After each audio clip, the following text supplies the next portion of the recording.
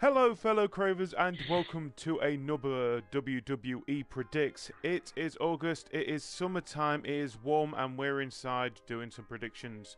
As always, you have me, GD, and you have Cajr, and it is time for SummerSlam. How are you doing today, Cajr? I'm fine, thank you. And how are you? I'm doing alright. I'm warm, but then that's normal. It's called summer. I know, I don't like it. So this is the first main event, first pay-per-view. Well, it's technically the second pay-per-view outside of the brand split.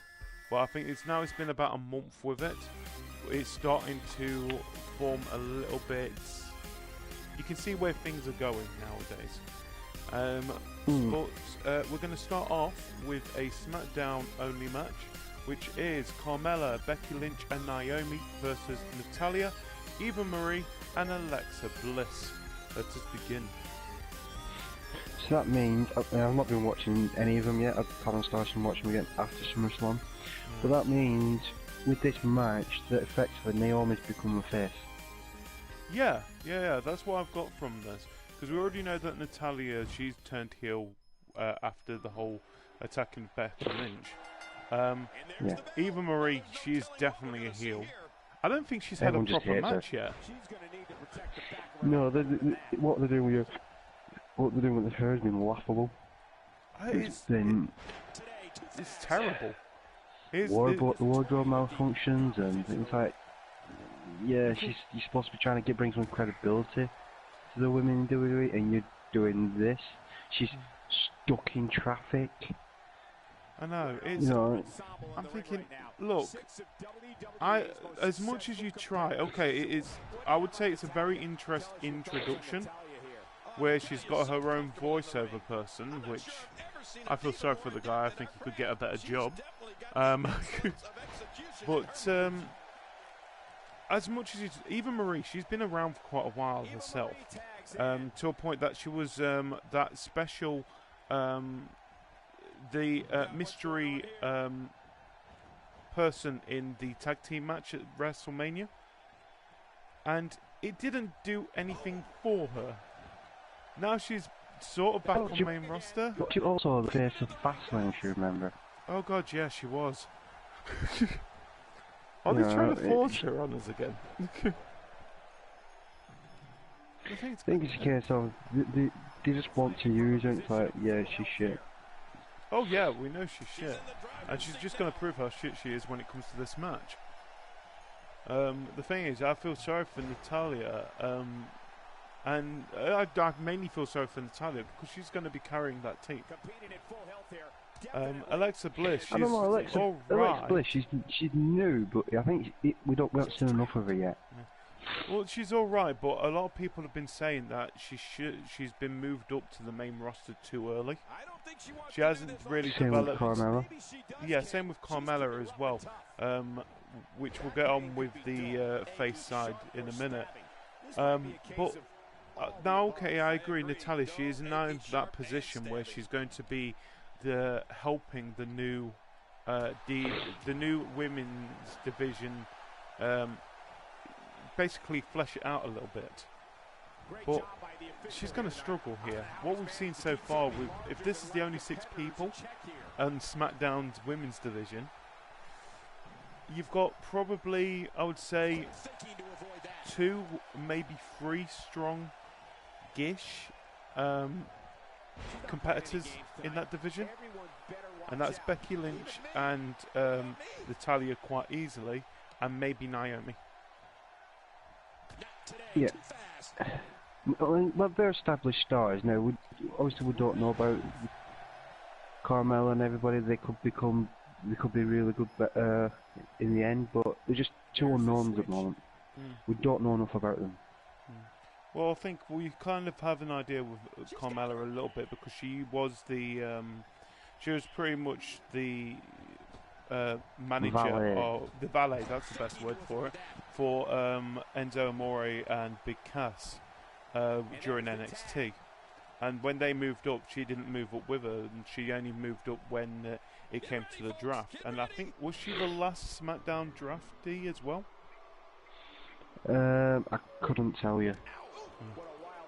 But either way, she ended up moving up, and now she's been coming out. I've seen some of SmackDown, and she seems to be still taking on that role which she had at NXT, which worked well when she was with Enzo and Cass, but it doesn't really work that well when she's on her own. This my question. She needs to be put back with Enzo Amore and Colin Cass as soon as possible. Exactly. If she's going to push down that route. Yeah. Where she's got the reason to be copying them. Basically, it's like, yeah, I'm part of them three, but then she needs something for her. Exactly. The thing is, I'm surprised with the whole thing that she was actually put onto SmackDown and not Raw anyway. I think a lot of people were surprised. I think the whole draft was just a huge fuss, if anything. Yeah, for something that we've been quite excited for the past, I think it's been at least a month, maybe 2 months, that we've known that there was going to be a WWE draft. When it actually came to the actual draft itself, it was boring. There was, or you had an idea what was going with who was going to be first and who was second. But it feels like SmackDown has got the weaker hand out of it. To a point that, what championships do they have? They've got 2, haven't they? SmackDown, they've got the WWE and they've got the Intercontinental. Yeah. Yeah. They've got the 2 main ones. Yeah, they've got the 2. Yeah, that's a good point. They've got the 2 main titles, which you can't really complain about. Unfortunately, I'm happy with Dean Ambroise being one of the champions. The other one, not so much. But looking on the Raw side of things, you say that they've not got the 2 main ones, but they are going to be bringing in a new championship for the men's, which is going to be the Universal. Yeah, they had to though. It was a case of they can't not, because too many big stars. Yeah, it's like, what are they wrestling for? They need that. You need that thing at the end to say, I am the best of this brand, or I am the best. Or it was the best of WWE originally. It's like, no, they don't have that. It's like, yeah, you can't really do that with the US Championship. Yeah, it's not got enough prestige. It's not like. It's not a big title. You need that one title. Yeah. If you're going to do the branding, it's going to be completely separate, like it is. Where you say, right, you need something which denotes that you are the best of this brand. Yeah. But it's like a WWE having no WWE title. Exactly. Yeah. The thing is, I think they've done. It's a good idea. What they've done here is that instead of having instead of having the WWE Heavyweight Championship going between the 2 brands, I think they've done the right idea here, pretty much having it as split. And I think it's more entertaining that way, because you're thinking now, especially now we know for certain that we are going to be having brand-specific shows, and we're going to be having at least 2 in a month now with what is it, Backlash for SmackDown and Clash of Champions for Raw in September.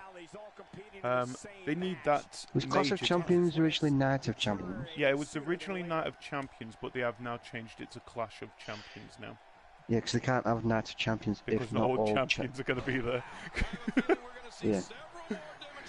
But Clash of Champions was originally a WCW show, so they're just going to be using that.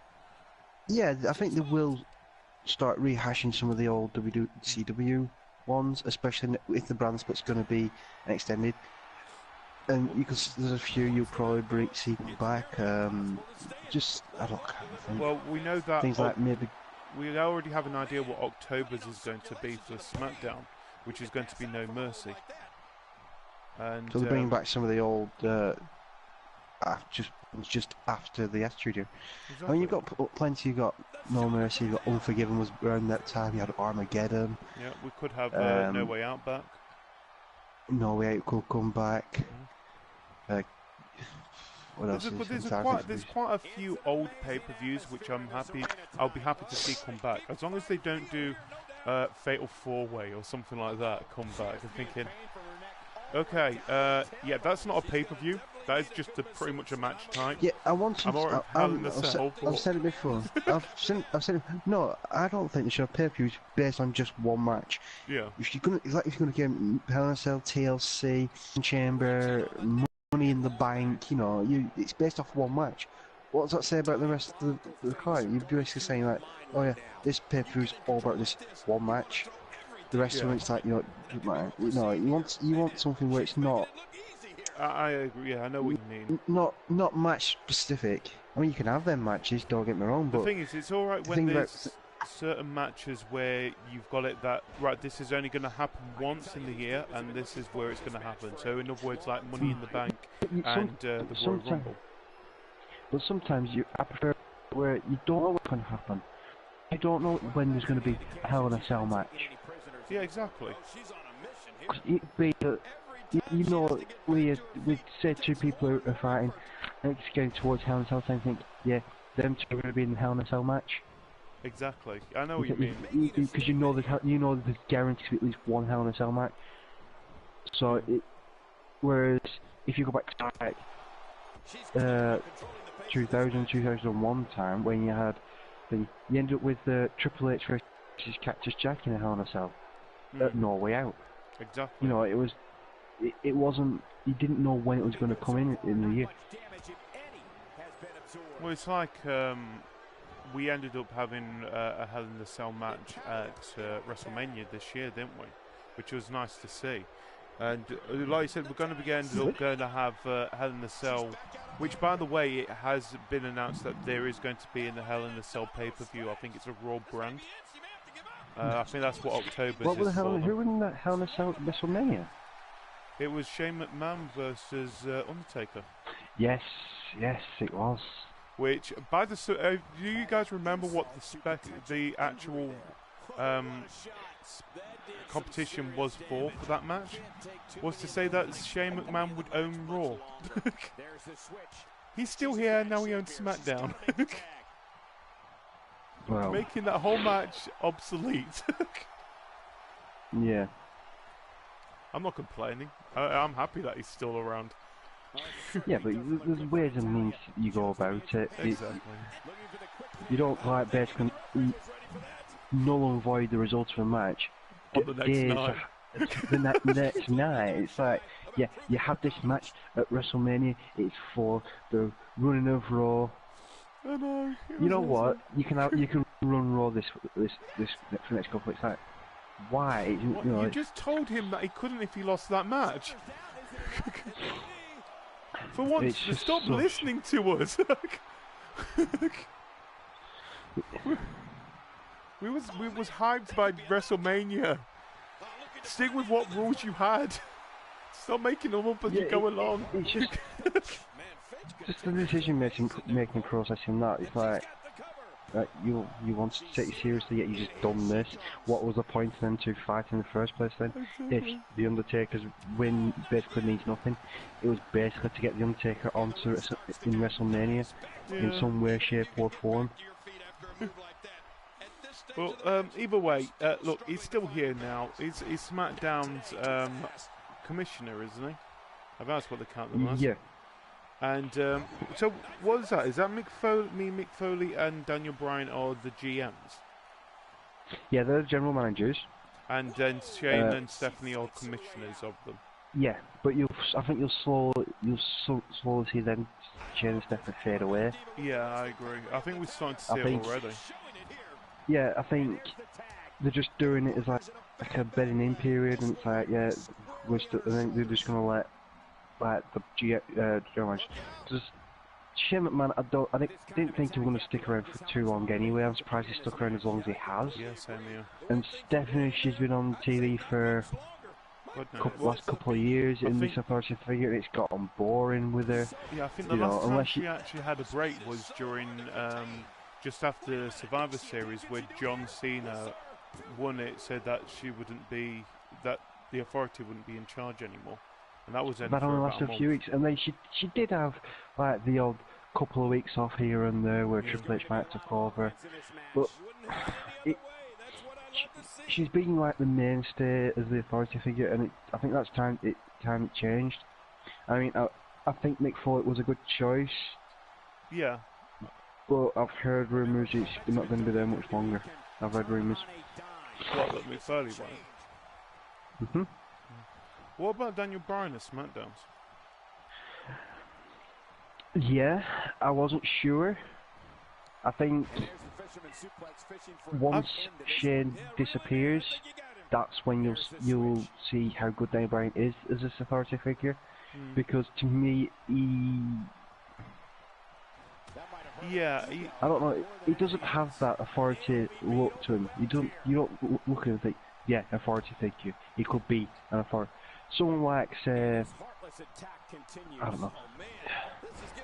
I mean, you go back to some of the older authority figures who took over. William Regal. They're always William. Oh come on, yeah, that was brilliant. He ended up doing a King of the Ring, and he ended up winning it, so he became King and GM. Yeah, but William Regal, yeah, he's got that.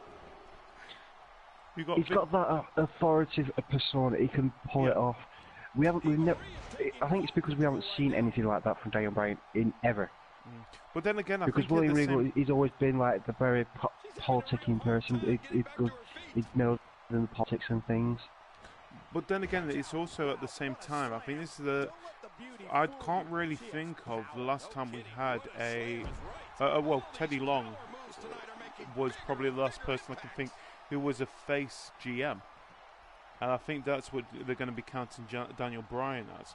It's going to be a good it'll guy. be a face. So will Mick Foley. Exactly. That's why I find it weird when Raw said that Mick Foley was the GM. You was thinking a bit. No. I thought Raw was going to be the heel side of this whole story arc, with SmackDown being the face. It could end up being that way. Like I say, I've heard rumours that after SummerSlam, Mick Foley's going to get replaced because he's basically been there. He's done it every week, I think. He's basically been there to plug his show, Holy Foley, which starts pretty much straight after SummerSlam. Yeah, he's pretty much after SummerSlam. Yeah, so he's been there to basically advertise that.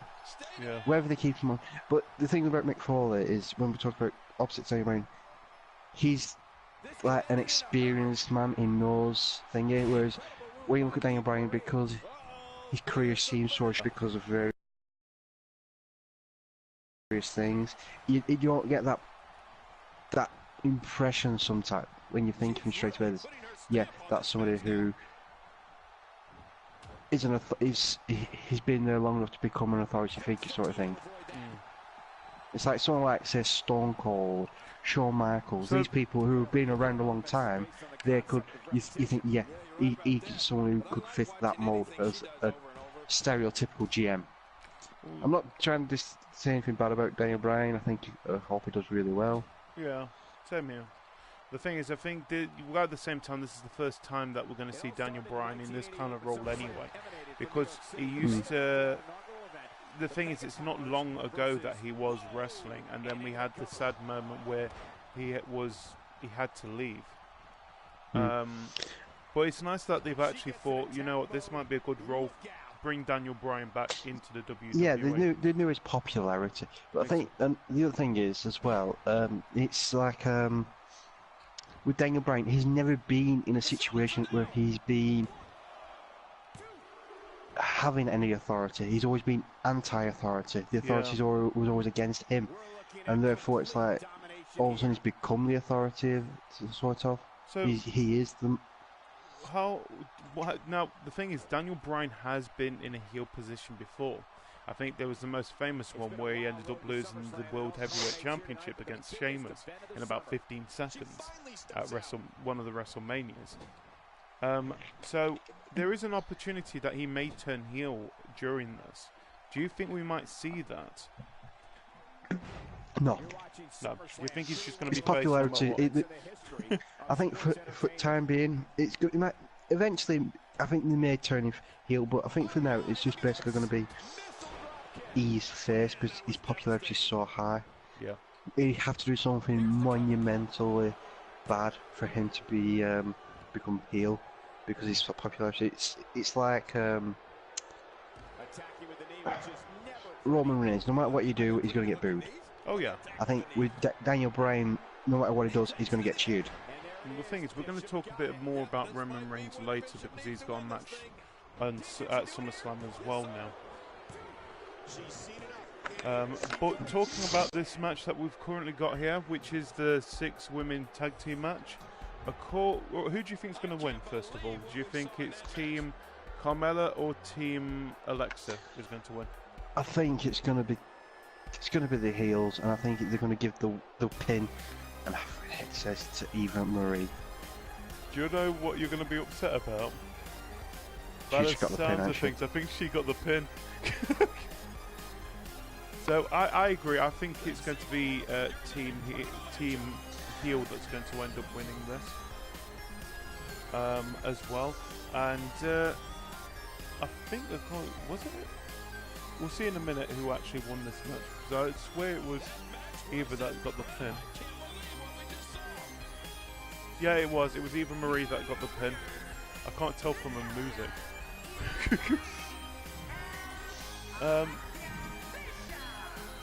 But yeah, so according to the game, Team Heel is going to win. We both think Team Heel is going to win. So I think it's time to move on to our next match, which will be CESARO versus SHEAMUS. Let's go over there.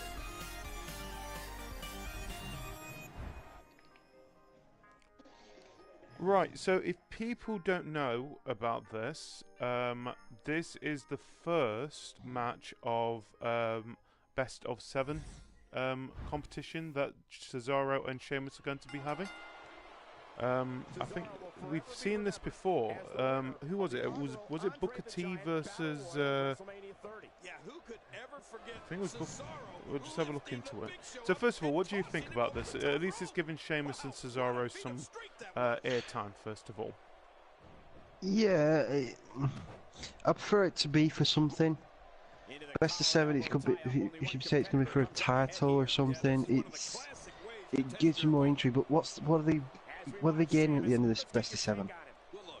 Nothing really. I mean, I think best time that I could have seen the best of 7 was when Kevin Owens and CESARO were fighting for the title. That wouldn't be time for a best of 7 or a best of 5. Well, you know. I've just looked into it. I knew that this is not the first time we've had a best of 7 series match before. And I was right, it was Booker T who was in the last best of 7 match. But it was, according to this, against Chris Benoit. So yeah, a very touchy subject there. Let's move away from that quickly. So yeah, I'm hoping that it's not just all normal matches. First of all, I would find that extremely boring. Especially when we're what can you do with someone like SHEAMUS? He's just a brawler. That's all he is. Well, we could put him in other situations. We could have an Extreme Rules. We could have a steel cage. Yeah, but then you basically taking away from what match, but just with stuff around it. Yeah, I mean, when you've got, say, something on the line, it'd be better. There's just nothing on the line. That's the problem. I agree. The thing is, though, this would have been more interesting if, for example, they either had a shot for the WWE Heavyweight Championship, whoever won the series. And I'm going to be honest, we already have an idea. This will last the whole 7 series. Yeah, unless they want to really push somebody, like say CESARO, and say, right, whatever you are now. This is like you have beaten a world champion 4-0 or 4-1. Yeah. But I doubt that they'll do that. They won't be calling it a best of 7 just for the fact that when they could just have it, you know what, you guys are going to be fighting each other for 4 matches. Which they've already had. Well, they've had 1 match already. I think it came to a point where CESARO was getting annoyed with the fact that he was on Raw because he wanted to be on SmackDown first of all. That he wasn't really being pushed that much, and Sheamus was getting annoyed at the same time because he took the same reason.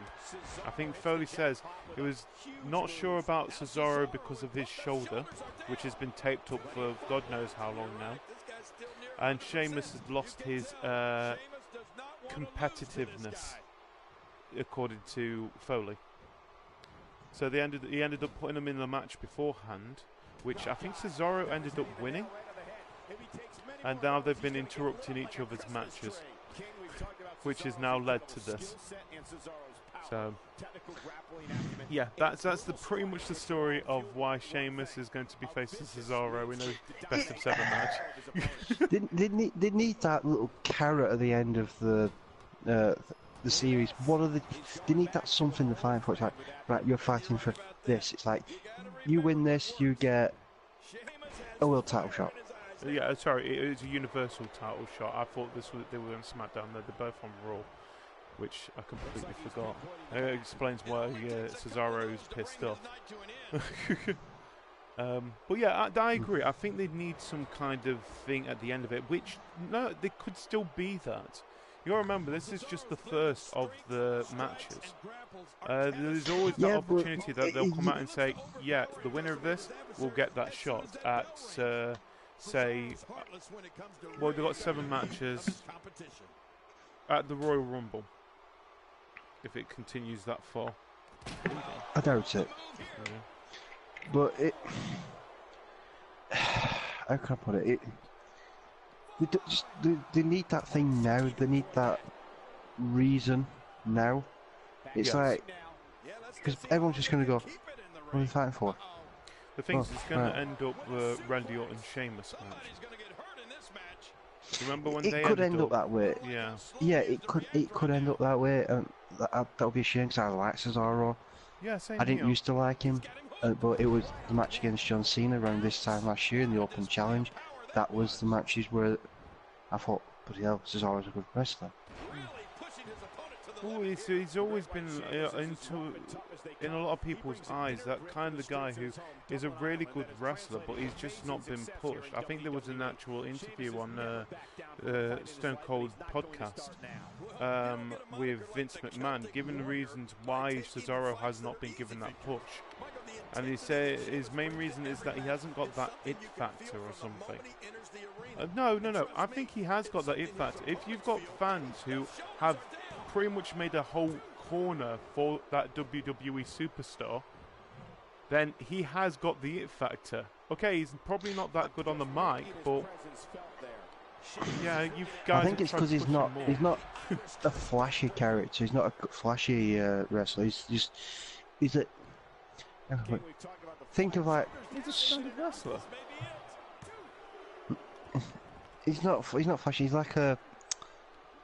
How can I put it? I'm trying to think of a wrestler that's like that. He's like a, in a way, as a wrestler, like a Stone Cold. He's like a brawler. He doesn't have Stone Cold's. He basically shows. Persona. He basically lets his ring work speak for him. Yeah. Which, yeah, I agree. He's not really the best on the mic, but then again, that's a problem with a lot of WWE stars, which are not American or English as their natural language. I don't know what it is. It's either they're classed as a heel, or they don't do that strongly as a face. And I think it's because he's not naturally. On the mic, he's not natural. Doesn't feel natural. No, yeah. I think the closest to what we got natural was the interview after the draft. Yeah, sorry, after the draft. But that's because he wasn't actually putting on a show there. He was actually pissed off. No, I don't think he'll been told right from this point forward you will be on Raw or you'll be on SmackDown. They'll have been told. You won't be total shock. I've heard rumours that most of them didn't even know what was going on until the actual night. They kept it that close a secret, and I think what caused most of the problems was the whole Roman Reigns thing. Well, because he was still in his suspension, wasn't Exactly, yeah. I think he was actually supposed to be either the first or second pick. I think they were pretty much designing it around him. And then, like you said, he ended up getting suspended because of medical... The wellness policy. Well, the wellness policy. And it kind of thrown everything out of proportion because of that. And now look what's happening. We've got him facing Rusev for the US title at SummerSlam. He's nowhere near the Universal Championship picture at the moment.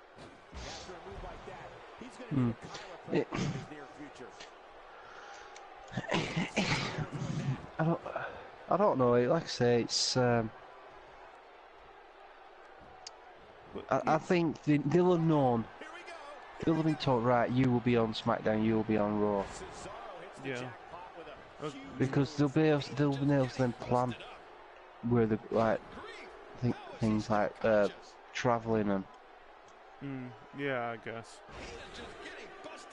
But either way, look, going back to the actual match, what we've got here, we have a winner on here. So first of all, who do you think is going to win the first round of this?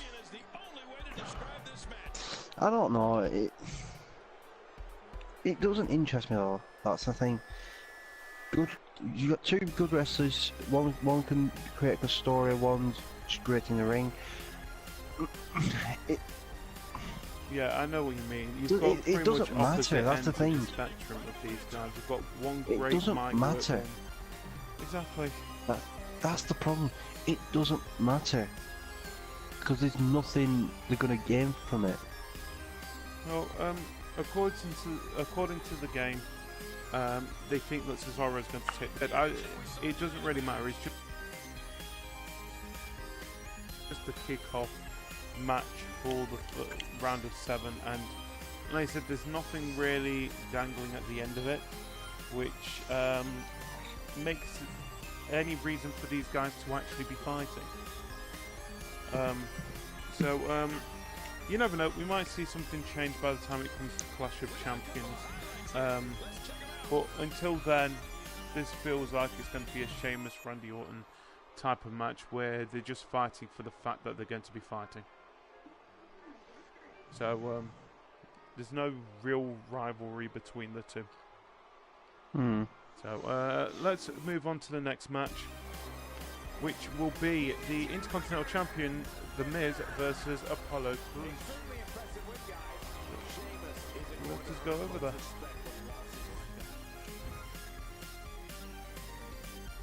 So, The Miz is still champion. Oh, come on. Who was he facing? He was facing Darren Young, wasn't he? Yeah. I think we already yeah, we kind of already understood what was going to happen, that Miz was going to walk away with the championship. But what about this one? Do you think he's going to be walking away from Apollo Crews with the championship? Do you think it's time for Apollo Crews to have a championship? That's what I'm trying to say. I don't think it's time for him to have a championship, no. But it could set up interesting further down the line, because it'd be like, now he's got... It sets up a new era more. Yeah. Especially how the thing is, the Miz has been around now for quite a while. He was originally around for, was it the Divas Search? He was the announcer of that. with the most famous thing Yeah, where he around completely before cocked that. up the phone number. No, he was around longer than that. I think he was a tough enough winner, weren't he? I don't think he was a winner. I think he was a competitor.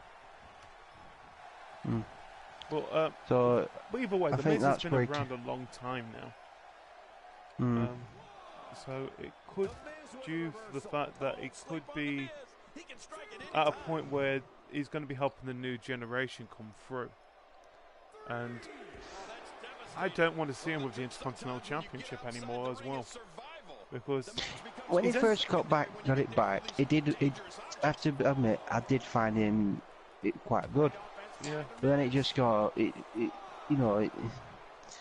feel there's better champions out there. Well, it's not just that. He doesn't really wrestle that much nowadays as well. He's either watching his opponent wrestle, or he's watching some kind of competition that's going to pick his next competitor. Mm. Well, I don't know. Look, I do find the Miz sort of entertaining. The thing is, he is great when it comes to mic skills, but that's his limit. We keep forgetting this guy used to be the WWE champion. Was it WWE or World Heavyweight Champion? He was champion and he headlined WrestleMania. Yeah, let's remember that. He headlined WrestleMania, the WrestleMania that The Rock was hosting. And the only reason he won it was that The Rock ended up rock bottoming John Cena. Which was the main talking point. John Cena versus The Rock. And he was pretty much pushed to the side. Yeah, it's... I don't know. This is, like I said, it's one of two titles that is on SmackDown. I think it would be a good idea for Apollo Crews to be the holder of the championship, but then again, at the same time, we don't know much about him still. And I think he's still quite new when it comes to the mic work. I think he was introduced by being bullied by SHEAMUS. You don't bully someone that big. Yeah, he's not really had any big push.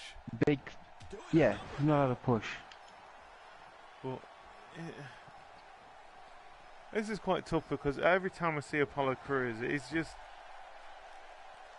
I see that he's been put in a match, and I don't know why he's been put in a match. It's like, how did he even get the... Oh, wait, yeah, now I remember how he got the Intercontinental shot. So, if people don't know how, he ended up wrestling in a Fatal 4-Way match where it was him... what's his name? Not Kalisto. The big guy, the Lone Wolf. Baron Corbin. That's it, Baron Corbin. And some other person who didn't win. And so it ended up with him winning that by pinning Kalisto, which is now put to a point that Baron Corbin and Kalisto are now having a bit of a rivalry, which I'm surprised they've not ended up having a match at SummerSlam with it as well. And that's pretty much it. After that, I think everyone's forgotten that these two were having a match at SummerSlam. That's what happens when you've got a 2-hour show, I guess. But there's not much we can say about this match. It's like Paul Crews. He has got what I've seen of him. He has looked impressive. Yeah. Don't know, but he just doesn't have that feud where he's come out and like then everyone's buzzing about him. Exactly. By the way, that match he won the shot for #1 contendership. It wasn't a Fatal 4-Way, it was a triple threat. So, and they classed it as a new era triple threat match. So, yeah, it says here that he's quickly emerged as one of the new era's most dynamic superstars. Yeah, I would say that. But at SummerSlam, he will have his chance to garner more than just bragging rights when he challenges Intercontinental Champion The Miz for the title. Like we said, he moved into position after prevailing in a new era triple threat match on the August 2nd episode of SmackDown. The A-lister then wasted no time setting a personal tone in the SummerSlam showdown, attacking Cruz after his big triumph. While The Miz intent on... Oh, is it over?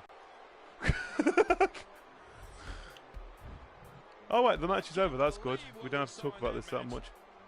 So, according to this, they think The Miz is going to win. And I've got a feeling Maurice is going to get herself involved in this match somehow. Yeah. Like, usually it happens in these kind of matches. So, yeah, they think that Miz is going to defend his title. We will see. Let's move on to the next match, which... keep moving on. Yeah, The Miz, happy with his title. No, he can't move. We're going to move on to our next match, which is going to be Colin Cassidy and Enzo Amore versus Jericho and Owens. Let's go over that. Okay, I have been paying attention to this story. This has actually been quite entertaining. So, what happened was, so in the first Raw of the new era, we ended up having the Women's Championship on the line. We had Sasha Banks versus Charlotte, which Sasha Banks ended up winning. And then the next night after that, we had Sasha Banks and Charlotte in the ring at the beginning of it, where Jericho came out to defend Charlotte, and then Enzo Amore came out to defend... I think he came out to defend Sasha Banks, or he was flirting with her, I don't know. And so that's ended up having it, so we had Jericho versus Enzo Amore, with Kevin Owens, who was on the commentators panel at that time. And then we had the week after that, we ended up having Big Cass and Enzo Amore in the ring, with Jericho and Owens at the top, and now they're best friends. Yeah. So that's how we've now ended up having the match of Big Cass and Enzo Amore versus Owens and Jericho. Yeah. So, look, I'm happy with this. I find all four of these opponents entertaining. I think they're great when it comes to wrestling. And it's nice to see that Kevin Owens is not going to be facing Sami Zayn again for another pay-per-view. Instead, now he's going against Enzo and Big Cass instead. But my question here is, do you think Jericho or Kevin Owens are going to end up attacking each other by the end of this match? History would say Kevin Owens probably will. I've got a feeling Jericho, because history would say he would. They're both known for attacking their teammates after losing. Yeah. What can you say? If they're gonna do it, they'll do it. It won't surprise me. It won't surprise me either. Not a good thing. Well, it's not just that. It's also, if people don't know, this is going to be at Brooklyn, New York, which is the hometown of Cass and Enzo Amore. So I expect them to be winning this match anyway. And I just find it weirdly funny that they've just decided that Jericho and Owens are now friends. It's just... I give it to them. They're entertaining when it comes to this. With Jericho pretty much not knowing what he's saying half the time, and Kevin Owens finishing off his sentences for him. And I think that they would make a good tag team, I guess. But Yeah. I don't know. I think it's the reason again just to give these four a reason to have a match at SummerSlam. The thing is, there's nothing on the line, but then again, with this, do you really need anything on the line for this kind of match? WWE.com, you'll find updates and blogs from all your favorite superstars. Yeah, don't forget to check us out on Twitter. It's @JerryLawler and @Mike. It's just, it's a match to get some of the people that want to push onto WrestleMania, not WrestleMania, SummerSlam. Yeah. Say, right, this is person who could be thingy. But a lot of the matches seem like there's nothing, no reason for them. That's the problem. There's a lot of these matches. There's going to be no reason for the match to be there in a way. It's just a filler, and this is part of the reason why I'm not really watching Raw and SmackDown, because everything at the moment it feels like it's just thrown together at the last minute. And it's like, right, we've got 4 hours to fill. Right. It feels like they've just been startled and thinking, oh shit, we've got to do a major pay-per-view this month. Which one is it? Yeah, It's SummerSlam. Like, what do you mean there's 4 hours? Yeah, it's just that I feel like, how can I put it? It feels rushed. Yeah, it feels rushed. It feels forced. It feels like there's. Well, the thing is, looking at some of the matches which we've got further on here, there is a couple of matches which kind of make more sense. Like I said, we've got the women's championship. You've got Styles Cena. You've got the women's championship. You've got the championship match. All the championship matches. You've got Cena Styles because they're. You've got Brock Lesnar, Randy Orton. Right, that's yeah, I've got something like Brock with that one. Yeah. But Brock Lesnar only comes back for these one-off appearances, and it's like you cherry pick his opponent. You don't just give him an opponent. Well, the thing is, that's what still bugged me. Well, we spoke about the Randy Orton Brock Lesnar thing in the previous predictions, because we've known about this match. I think it's been a couple of months now. It's been the main, the marquee match of SummerSlam has been Brock Lesnar versus Randy Orton. But like I said, it looks here that the second half of the SummerSlam, if it goes by what we've got on here, is going to be a lot more entertaining than the first half. And I think we had this same problem with WrestleMania, where I think, was it the last hour ended up really being boring compared to the rest of WrestleMania. And it could be the fact that you're making these into 4-hour shows, which is probably, personally, getting a bit too much. You're now struggling to think of what matches you're going to be putting into these papers. So, anyway, yeah, like I said, it's when we're looking into the second half of SummerSlam, and this is the same when we came to WrestleMania as well, it kind of looks more entertaining than the first half.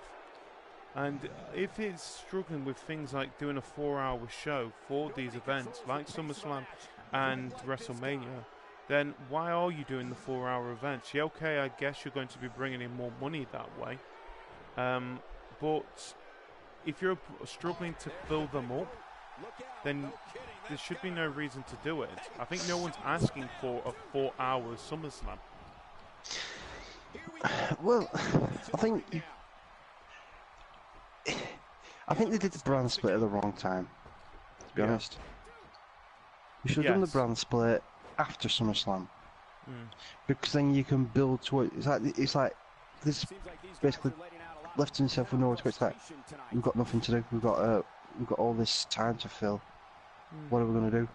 Well, it's not just that. You're thinking. That's the feeling. We've got 2 pay-per-views that we've had so far with this brand split. We've had Battlegrounds, which was okay. It was quite entertaining in a way, but that was more of a look. This brand split was last week. Now it's time for the pay-per-view where, oh, could this title be going here? Could this title be going there? Now, personally, after that, I would expect to have something, like you said, more of a, it's now their pay-per-view and now it's their pay-per-view. Or at least have a month where you are taking it to get everything sorted out. not have it that the next pay-per-view after that is one of your big pay-per-views like SummerSlam? Yeah. Like I said, the matches are they just look like they're just pure to fill the time at SummerSlam. It's like there's nothing going to be on the match. It's just going to be a case of this is the match. This is the reason there's apparently wrestling. Well, I understand where this match is going from. I can see that Big Cass and Enzo Amore are probably going to end up challenging whoever is going to be the tag team champions by the end of SummerSlam. And okay, yeah, Kevin Owens and Jericho, they might be a long-term team. We don't know what's actually going to happen with those guys.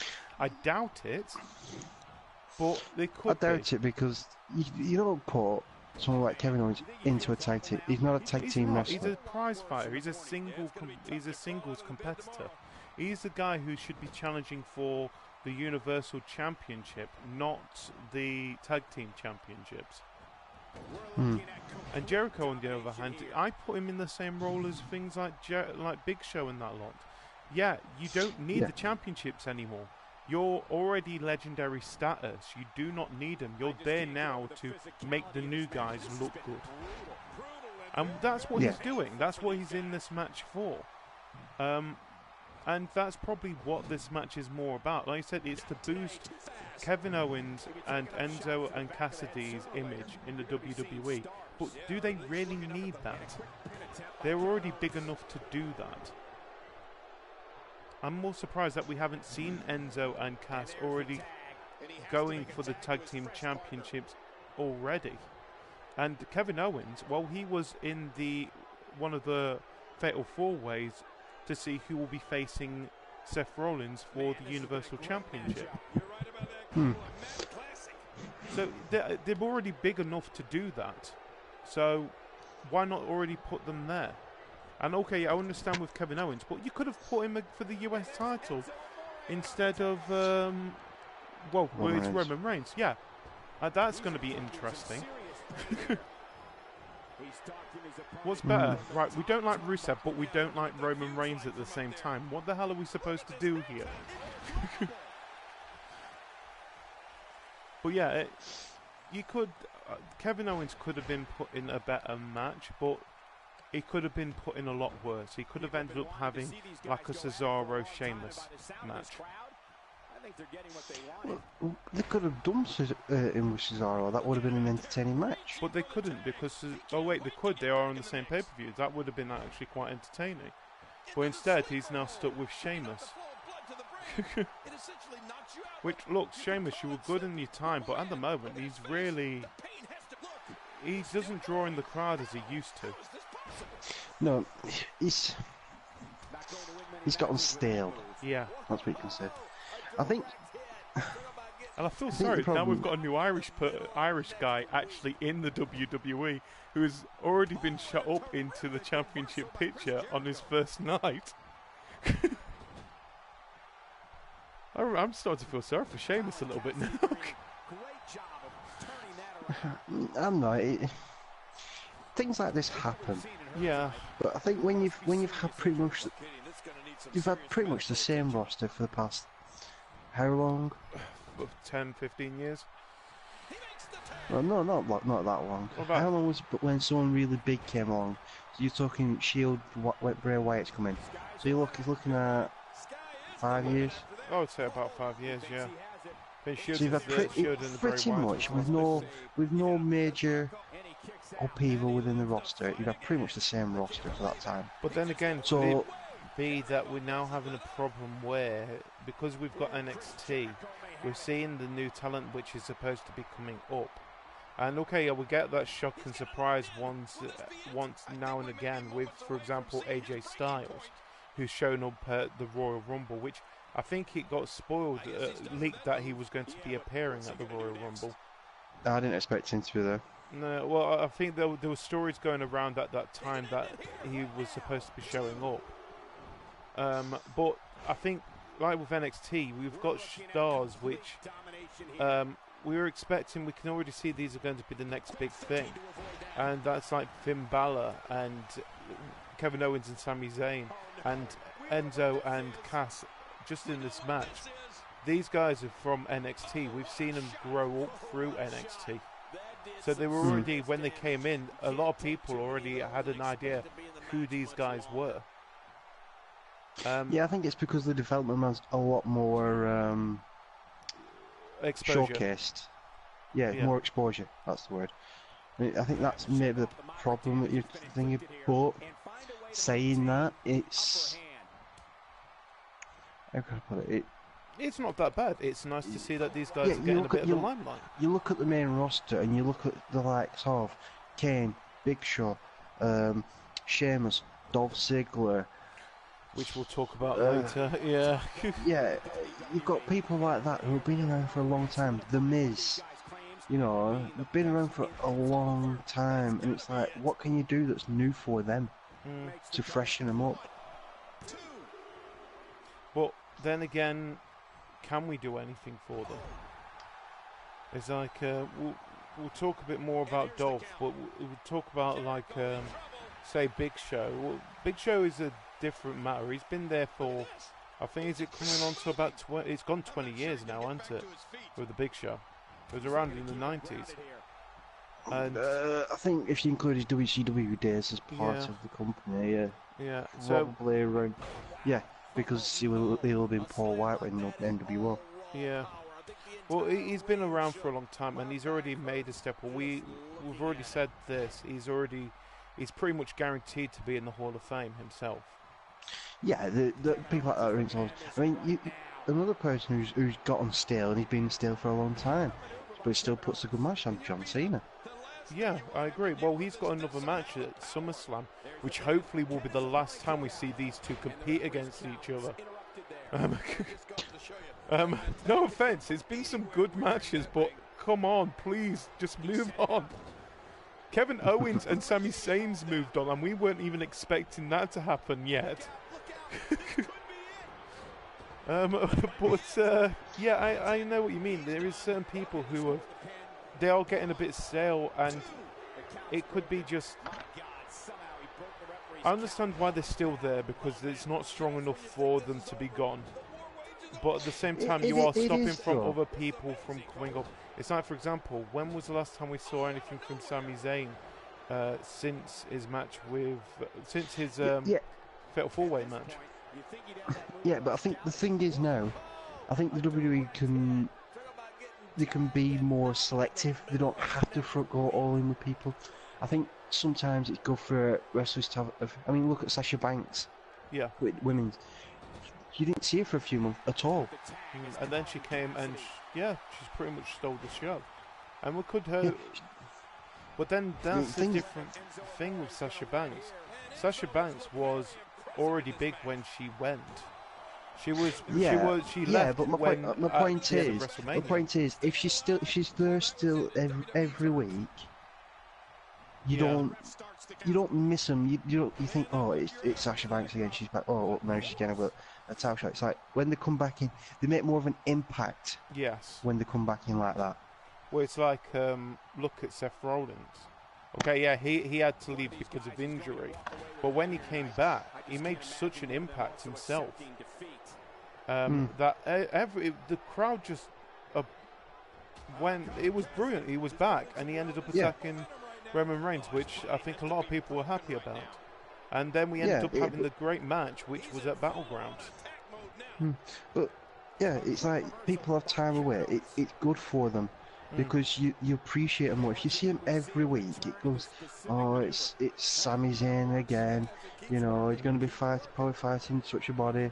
So, you know, So my question here is it better them not being there every week, or being there quite often, but not in the limelight so often? It depends who it is.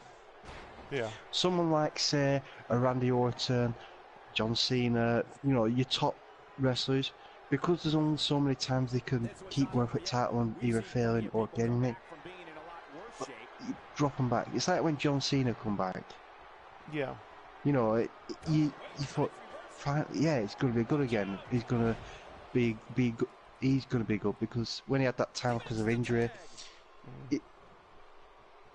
But you then, appreciate it when they come back in.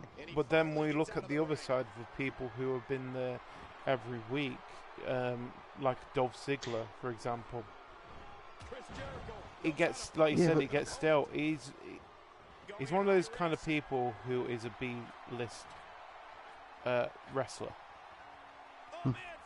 And unfortunately, he's always going to be stuck in that position. And yeah, okay, people said, yeah, he's been champion before. But this is the difference. You either remember when someone's a champion, and that's what makes them good, or you don't remember when they were a champion, and you get reminded. So, like, for example, Dolph Ziggler and Miz. Perfect example of somebody who only appears now and then. But it still, yeah. Yeah, and look at him. He's the marquee of SummerSlam. I mean, you could say about the Undertaker. When the Undertaker wrestles, it's like, yeah. Come on, like, yeah, WrestleMania. Like whenever The Rock reappears to wrestle again, you know, you get it's because you don't see him as often. You think, yeah, it's somebody you like to watch, and it's also different to what you've been getting as well every week. Anyway, Cajr, the match has finished. Who do you think is going to win? Enzo and Cass. You think Enzo and Cass? Enzo and Cass. I think Enzo and Cass as well, but according to the game, they think that Jericho and Owens is going to get it. We'll see what happens with that. So we are moving on. I think we're now moved on to the actual list of.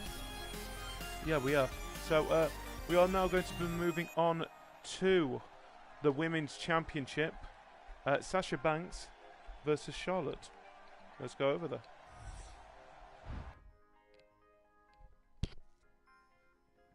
So like we said, this is going into the better half of SummerSlam, I would say, starting from this point on. If we've got any, if it's anywhere like the match that we had at Raw, I think we're going to have a really, really good Women's Championship match here. Yeah, I just hope it doesn't get involved. That Dana Brooke doesn't get involved. Well, I think that she's actually been 1 minute. I think she's actually been banned from ringside. Oh, good. Because there was Sasha Banks actually went up to Mick Foley and said either make it a handicap match and have Dana Brooks actually be there. But he had the idea that Sasha Banks would face Dana Brooks on that night, and if Sasha Banks wins, then Brooks is banned from ringside. I think she ended up winning the match because, well, we would have saw it be a handicap match by now. So I think that's what's going to be good. It's going to be just a one-on-one match, which we be honest, that's what we want. And here's the lockup. Look at these two. Yeah. So where is it? So adversary, they've been adversaries since the days in NXT. Yeah, we already knew about that. And I do it again facing off time. This time, however, Dana Brooks will not be at ringside at all to lend morale or physical support to Charlotte, thanks to Sasha's win over Dana on August the 8th's Raw. So yeah, there we go. No Dana Brooks. So first of all, who do you think is going to win this match? Now we know that Charlotte's little helper is not going to be there. Sasha Banks. But you don't give her the title and take it away from her so quickly. Especially when it's a major pay-per-view like this. Well, you're just giving her the title, effectively. She's champion for the first time. It's what everyone's been waiting for with Sasha Banks. Yeah. You don't take it off her for after, what, a couple of weeks? Yeah, because be honest, it is a really bad idea when you give someone the championship and then they end up losing it pretty much straight away. Unless you're Roman Reigns. Yeah. But yeah, like you said, it's. But then we have had this situation with Charlotte before where Ric Flair was actually banned from ringside as well, and then that's when we got introduced to Dana Brooks. So you got a feeling that will she have some kind of card up her sleeve for this match as well? I hope not. I hope that it just comes down to sheer wrestling. That's. I agree. I think this match needs to be as pure as you possibly can have it. Because both of these, they're brilliant wrestlers. I think, to be honest, I think they're some of the best wrestlers that the WWE have at this moment in time. And when we mentioned this about the women, the Divas Revolution, which is now the Women's Evolution or whatever what they want to call it, these two are the main reason why it's doing so well at the moment. And okay, yeah, Becky Lynch also and Natalia's helped, but these two are the main faces of the women's division. And I would just want to see it as a good match, especially when it comes to SummerSlam. Because didn't we have, was it last year, it was supposed to be Undertaker versus Brock Lesnar, and we had the whole controversy, and that was a SummerSlam, wasn't it?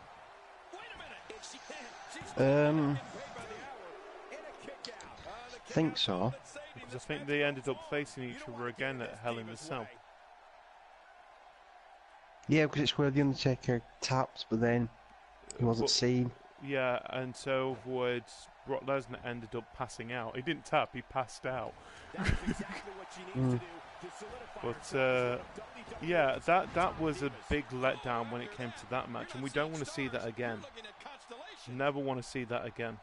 And we have seen it a couple of times in women's championship matches. I think we had, was it Natalia and Charlotte facing each other, and we ended up having pretty much like a Montreal Screwjob again.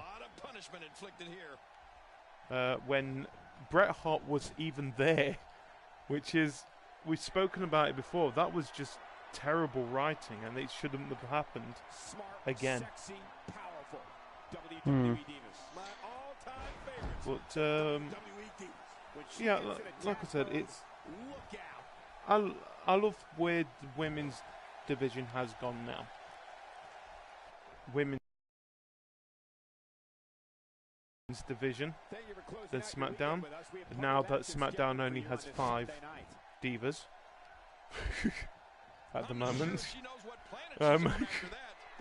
Which I'm more interested to see what's going to happen with that 6-person tag team match as well now. So what do you think is going to happen with that match? Now we know that Eva Marie's been suspended for 30 days. I don't know, they could drop somebody. I'm trying to think if there's anybody else that got called up. Or who they can step in. Well, 1 minute, let me have a look. See the WWE rosters. If anywhere, it's going to be there. So that's it. Yeah. Okay. Not today, too fast. So go to WWE.com. By the way, this stock has gone down again. Oh, what's this?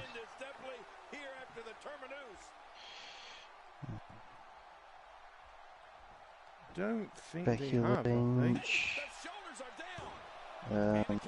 Natalia, Naomi, Bliss, Eva Marie. Oh no, yeah, they have nobody. They have nobody. Well, that's going to be interesting. The only other thing they could think of if they can get Bayley, but then why would Bayley go to SmackDown and not Raw? Yeah, and then it'll just feel. Yeah, it'll just feel kind of, you know, she's being used as a stopgap. Which that's what's upset me a little bit, is that we had Bayley come at Battlegrounds. Our prediction was right there, where we said that Bayley would be the mystery partner of Sasha Banks.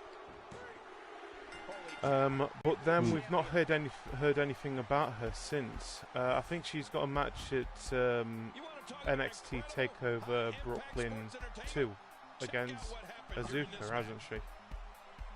Yeah. And which hopefully means that it's moving to the main roster. But we've just got to see what happens there. Anyway, mate, the match is finished, and according to this, they think that Charlotte's going to win back her Women's Championship. But I think we both agree that Sasha Banks is going to end up winning it. Mhm. Yeah. So we'll see how that goes as I sit up. And we are going to move on to the next match, which is for the WWE Tag Team Championships. It is the New Day versus Gallows and Anderson. So yeah, like I said, it is for the Tag Team Championship. It's going to be more. It's going to be Kofi Kingston and Woods versus Gallows and Anderson. The main reason is that Biggie is injured at the moment, isn't he?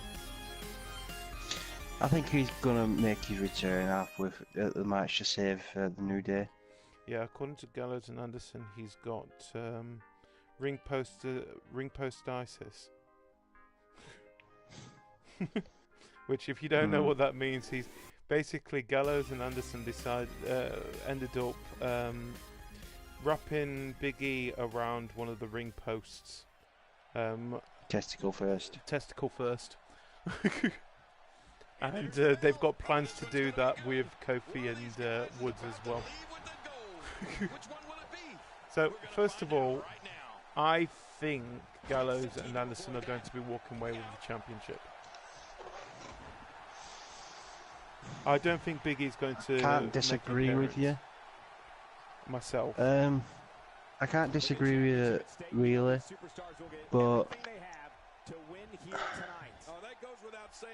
I think the way they've done it with Big E being away for so long, I think it's like he's going to make his return. And, then again, and it might lead on to a second match between them. Yeah. And that could be where they lose it. Well, you got to remember that Raw has got Clash of the Champions, which is going to be at the end of September. So we could be seeing, like you said, we could be seeing this. More than likely, will not be the last we see of the Club versus the New Day. As much as saying they are pretty much, I'm going to keep calling them the Club. And but then I would like to see the Club end up winning it and see Enzo Amore and Colin Cassidy facing them instead. No offense to the New Day. The New Day is extremely entertaining. Maybe that's how it's going to be in the future, but at the moment it's like because the New Day are going to want their rematch clause for a start. Yeah. So if they do lose, there's another match in the air for them. Yeah. Yeah. Exactly. But then again, could they just use their match? We've seen it many times where they end up using it during one of the Raw showings. Yeah, but and then, like you said, you think that Big E is going to be returning at SummerSlam, which, yeah, I guess it does make sense of him coming back for being away for this many weeks now. But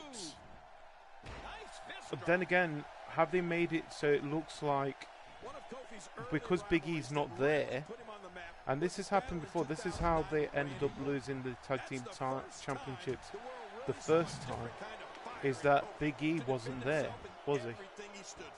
It ended up being Xavier Woods and Kofi Kingston. Was it not Xavier Woods and Big E because Kofi Kingston was in the Elimination Chamber? Oh, yeah, that's what it was.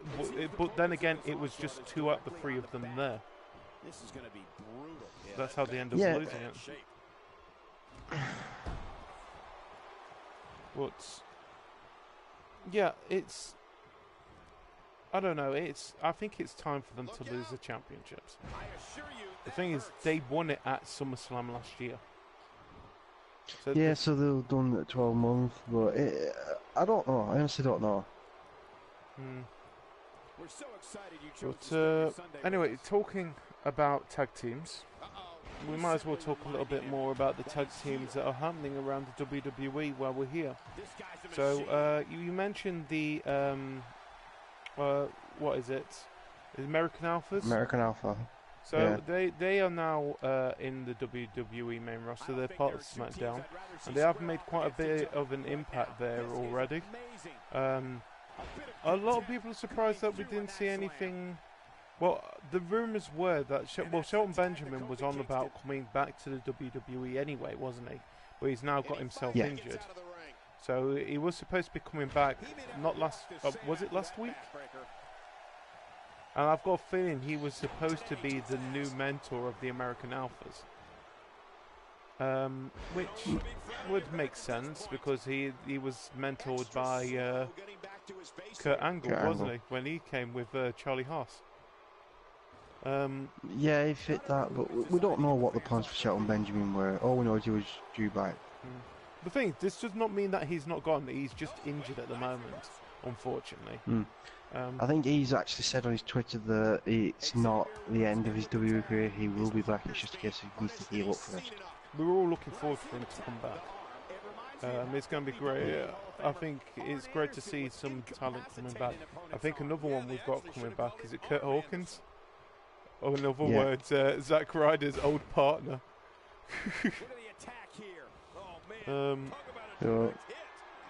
So, yeah, that's going to be interesting because Zack Ryder is now part of a new tag team as well, the Hype Bros. Yeah. With Mojo Rawley actually coming out during, was it Battlegrounds, to help him after he got himself beaten up by Rusev. Yeah. So what do you think of the tag team picture at the moment?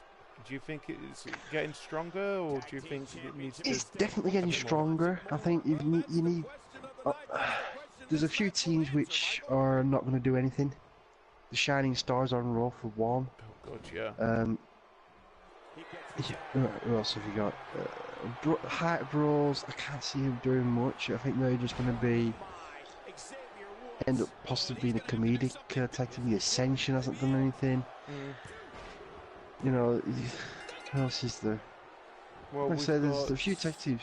I mean, there's a few people who could end up. Golden Truth, they're pure for comedic value.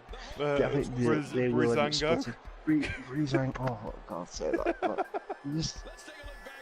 they're perfect for each other, but but not great for as a tag team. Crap. There's no fear of them being a tag team. It's like, you don't expect them to do well. No. Whereas someone like American Alpha, obviously the Usos, and the World Conquest, I think they've got more chemistry. Yeah. Well, anyway, and because of that, you can see them doing better. Yeah, exactly. So anyway, mate, the match is finished, which I'm surprised it was this quick for a tag team match. And according to the game, the New Day is going to walk away with their championships still, which I don't, and I think you said you don't either. I do. I think they will this time. I think they will, but I think they'll lose it a little bit further. I think they're trying to do a fully fledged feud with it. Yeah. Well, then again, like I said, I think another tag team we haven't even discussed a tag team. Yeah. Dudley Boys. Oh god, yeah. Well, we hope. Well, they're gonna get their championship one day, aren't they?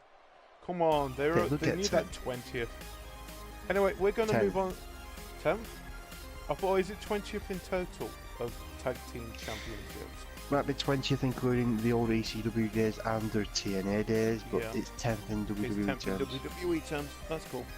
Anyway, mate, we're going to move on to our next match, which is, as I scroll down my little thingy-majiggy. Where are we? Come on, work. We're going to see what our next match is going to be. Because this thing's deciding, I'm not going to work now. It is for the US Championship. Rusev versus Roman Reigns. So, I don't think Rusev is going to lose this match. Me neither. I don't see Roman Reigns moving from WWE World Heavyweight Champion to US Champion. John Cena did it.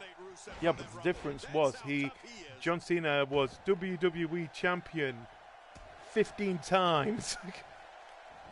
Roman Reigns has only had it twice, or was it 3 times now? I don't know. He loses it quite quickly nowadays. Lost it to Sheamus. He won it off. He won it in the tournament, and yeah, then lost it to got Sheamus taken off by about 5 Sheamus. minutes later. Yeah. Then he won it on Raw. Then he lost it in the Royal Rumble. Yeah, and then he won it at Then WrestleMania. he won it on WrestleMania. So yeah, he's 3-time World Heavyweight Champion. Okay, I give him his dues. But then again, he's had, I think people have had longer reigns than he has combined. Yeah, they've had one longer single reigns than he has combined. Yeah, I think the Miz has. Well, yeah. But Sorry, continue. I think the WWE, it's like they're trying to rebuild him again. Yeah. Put him back to the bottom of the list. Give him these, not the high-profile feuds. Don't make him be so high-profile. Let him build his way back up. Let him sort of I think they're trying to get the fans on his side by saying he's actually doing really well. He's actually putting on good matches. Blah blah blah. He's now going to be fighting for the United for America against Rusev, kind of thing. That's what it feels like here. Yeah. But then I don't think the fans are really buying it still. Yeah, I think he needs, if he's going to be a heel, he needs somebody who everybody hates more than him. And at the moment, there is nobody. The closest you get is Rusev because he's doing all the anti-American stuff. Yeah. But then again, I'm against Roman Reigns here. You don't ruin someone's wedding celebration. Did you see what he did to poor Lana? She ended up having a face full of cake because of him. Yeah, but the thing is, you knew when that cake was there that somebody's face was going to go into it. No offense, if there's cake in WWE, do not mix. Someone's face is going to end up in that cake. And it wasn't going to be Roman Reigns. There's a lot of cakes. So, yeah, it's... It's the red wedding all over again. But you knew somebody was going to come out and interrupt. Exactly, and you knew it was going to be Roman Reigns because that's what the current rivalry is.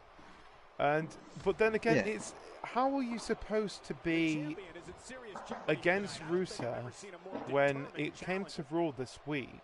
He ended up facing Roman Reigns again, but he did it for the pride of his wife.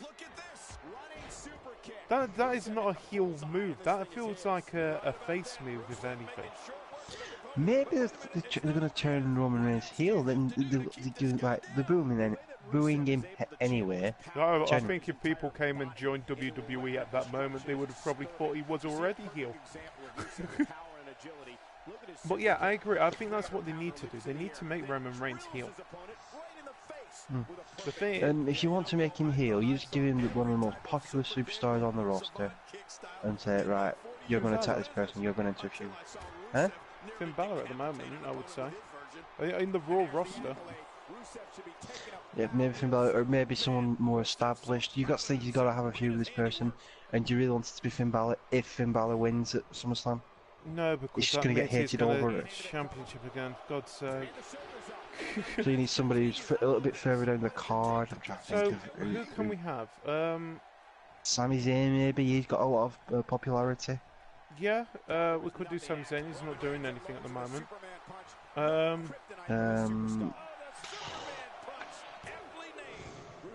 Could tag Big Cass, I guess.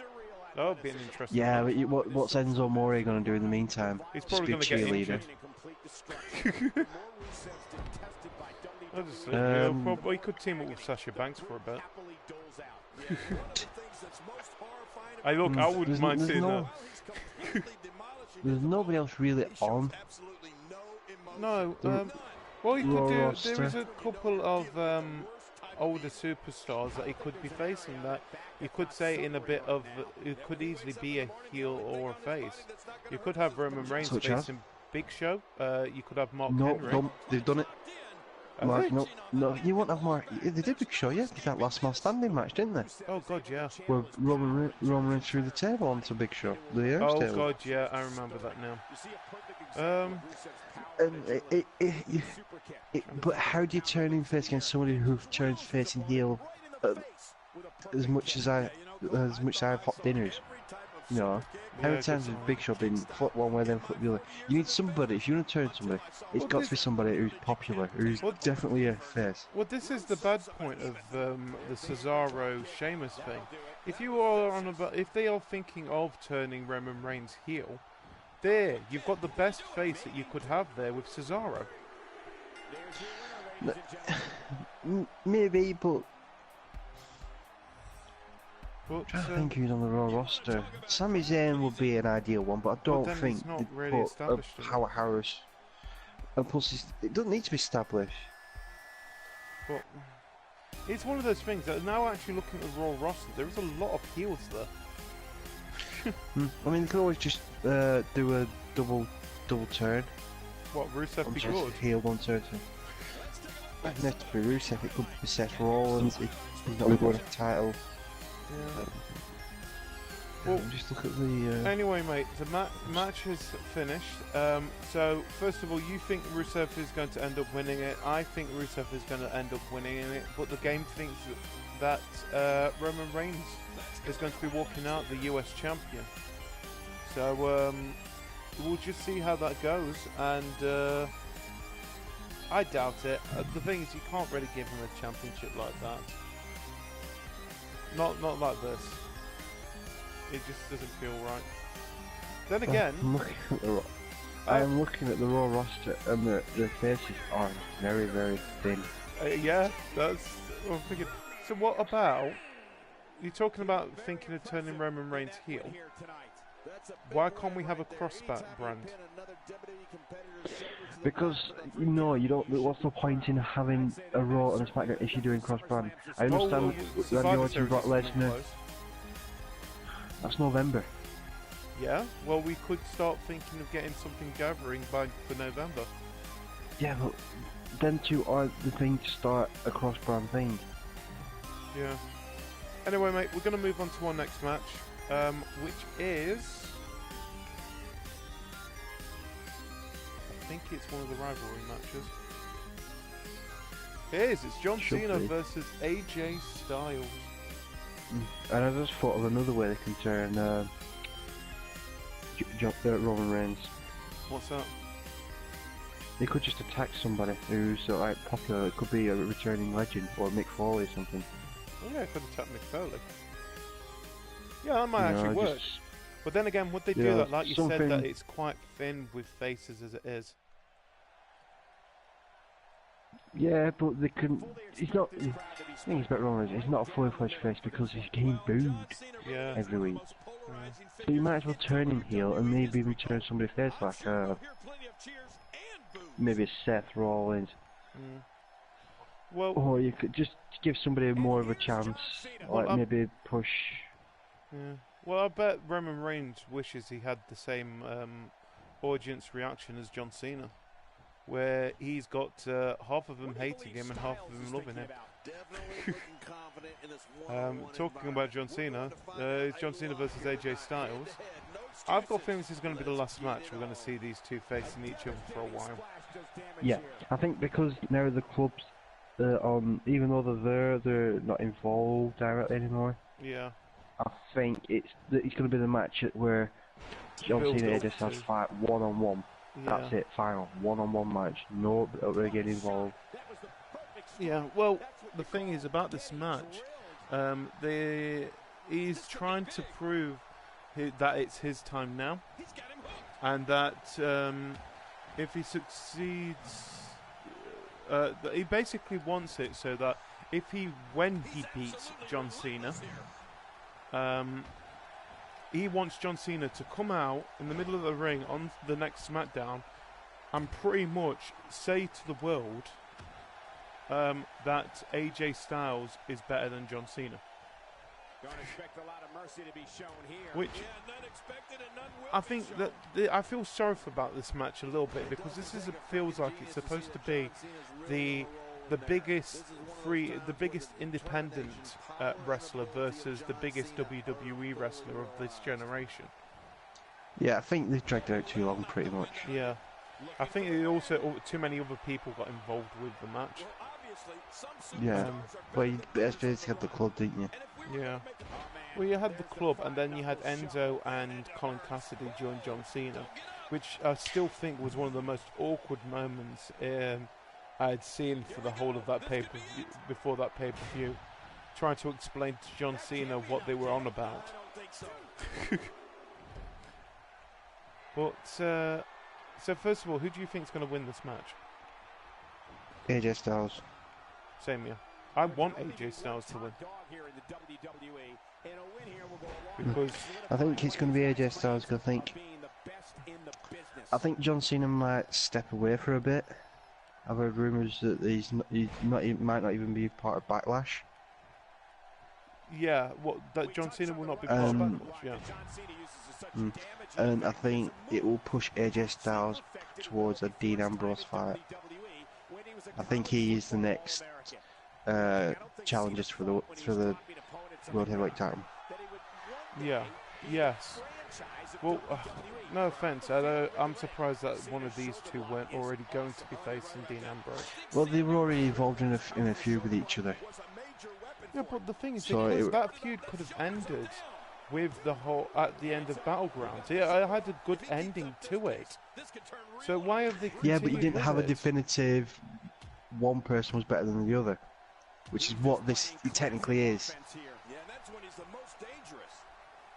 You didn't have one person saying, yes, this person is better than him. You had this person beat this person because this person got involved. Yes.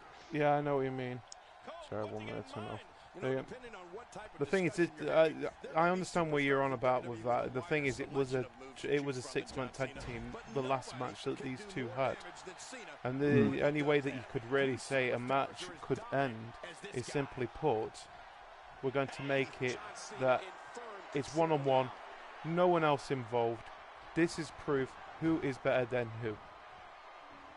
And okay, yeah, if AJ Styles ends up cheating to win, which I doubt he will, he's a good enough wrestler not to do that, then it happens. And then that's it. We don't want any more of that, probably until at least the Royal Rumble. But, yeah, so the match is finished, mate. And according to this, they think that John Cena is going to be AJ Styles. Both of us don't think that, and we're hoping it doesn't end up like that, because I would like to see AJ Styles walk away with the victory and move on to probably be facing whoever is going to be the WWE World Heavyweight Champion at that point. But anyway,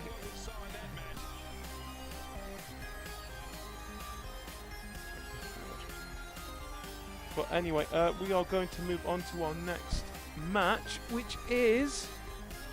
Right. I'm not eating a chip while we're doing this. I am acting professional. So you are eating a chip? Yeah, I am. How do we know you're eating a chip? Stop breaking the fourth wall.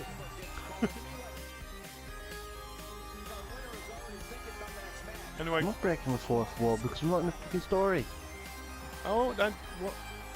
I would. Anyway, let's just move on to the next match. Which is for the World Heavyweight Championship. It's Dean Ambrose versus Dolph Zigler. Oh, this is fun. Do you know what? I was so excited at one point where we had Bray Wyatt challenge Dolph Zigler, because I thought we was going to have at least a good opponent to face Dean Ambrose when it came to SummerSlam. Well, I'm sure Dolph Ziggler will do a good job as a thingy, but he's been so far away from the world title picture. It's like, right, why has he suddenly got a title match? I mean, what was his last major feud? The thing is, Baron Corbin? Yeah, it was, I think. Yeah, it was. But at the same time, you're thinking here that, sorry. I'm thinking here that there is better wrestlers in SmackDown that isn't Dolph Ziggler. And SummerSlam is not a filler point. You should not be having someone just filler for a role. But who do you put in there? Bray Wyatt! Yeah, but if you got to think, WWE will have an idea of who's challenging after. I think it's AJ Styles. I think after SummerSlam, AJ Styles is going to be going after the title. But then again... So do you really have Bray Wyatt as a one-off person for the World Title shot? Where you got only a few weeks of build-up? Well, the thing here is that we had Bray Wyatt, who was he sort of has been part of this build-up in this championship match. So why couldn't they just at least made it into a triple threat? I understand sort of why, because that's what we had at Battlegrounds. But I think it would have been made a lot better if we ended up having someone like Bray Wyatt who can give us that feeling that there is actually two halves to this championship. If anything, it feels at the moment that you've got Dean Ambroise, who, well, I think everyone is expecting to win this match, versus Dolph Ziggler.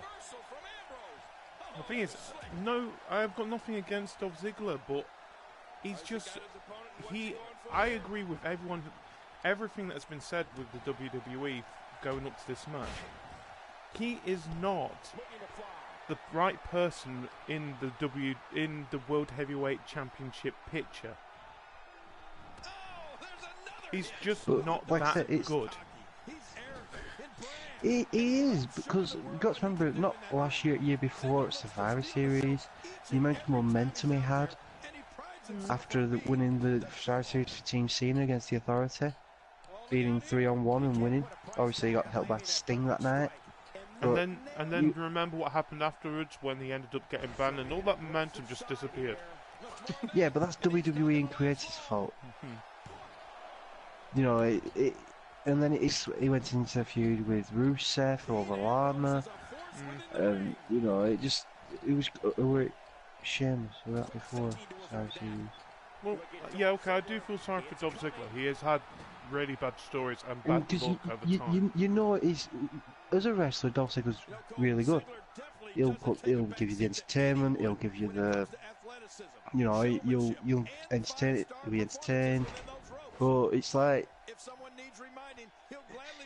throwing Jack Swagger in there. Might as well give him a world title shot. Exactly. You know, it's a throwaway because he hasn't been built up as possible world championship material. I mean, you look at people who've been champion recently, apart from SHEAMUS, they've all been built up. Roman Reigns got the big build up. He kept having matches against Brock Lesnar and the likes, and before that, Seth Rollins, he was high profile. He kept getting it back at Royal Rumble that year. He got in the match against Brock Lesnar. Yeah. And Roman Reigns, and they were in the feud against Randy Orton. You know, each time the champion they get built up, you don't just pluck somebody out of nowhere. All right, they did it with Zack Ryder, but I think that was because they didn't want a heel taking the title off a heel. Because it was Kevin Owens the champion at the time, and they didn't want them to take it directly off him. So he was the overnight champion. Yeah. So, if anything, it feels like this is more like a rebound match. This is what a problem with this match is. You've basically moved on from one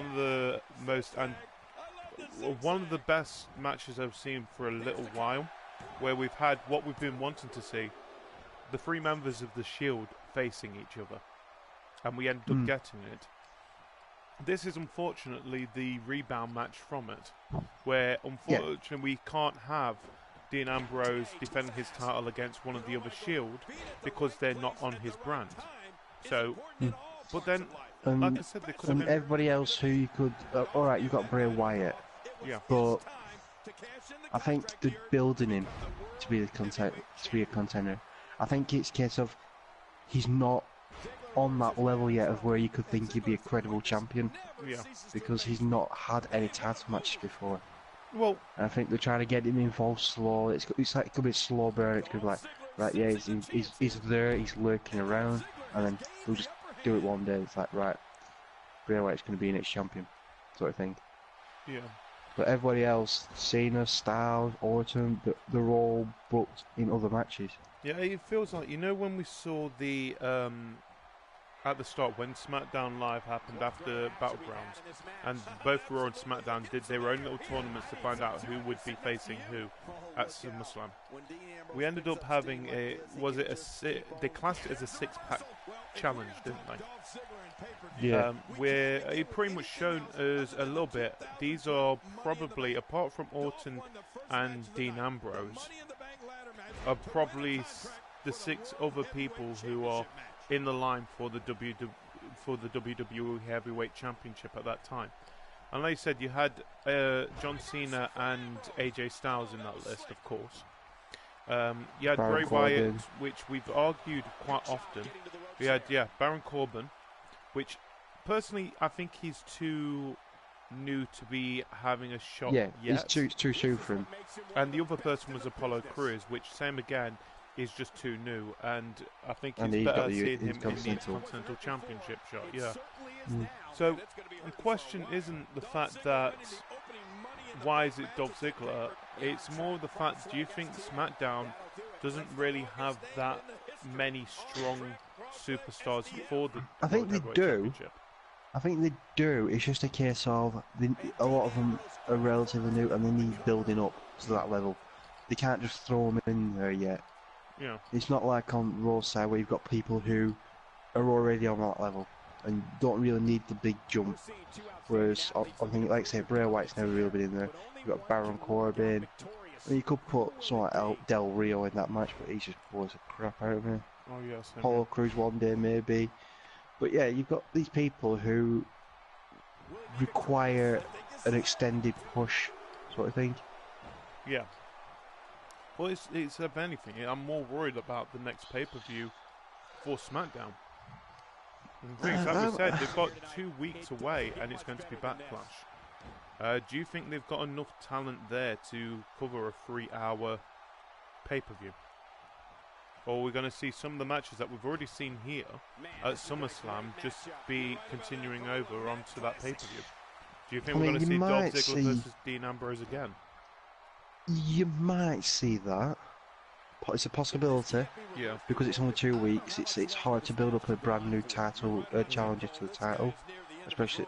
But yeah, I'm looking at the list here. You've got some matches won't have the wow factor really.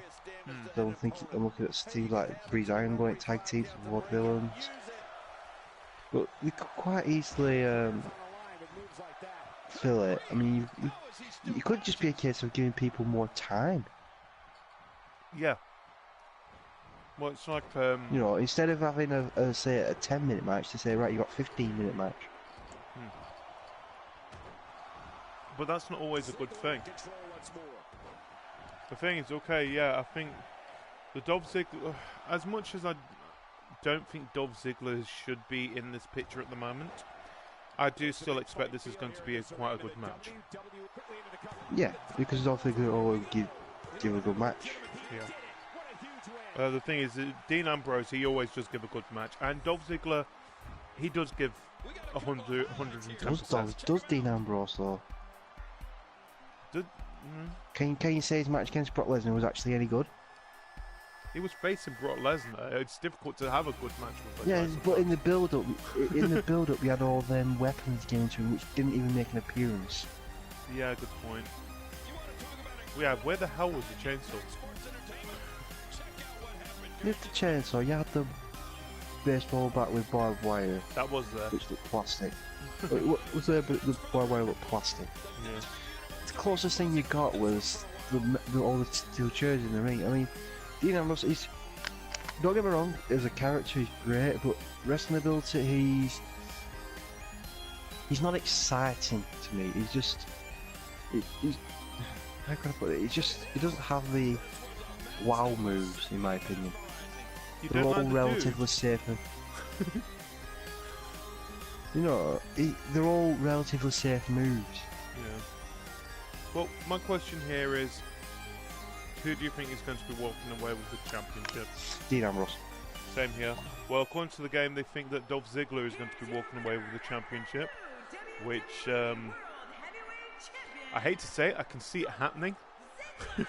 No, I But can't. I don't want it to happen. I still think Dean Ambroise is going to end up walking away with it.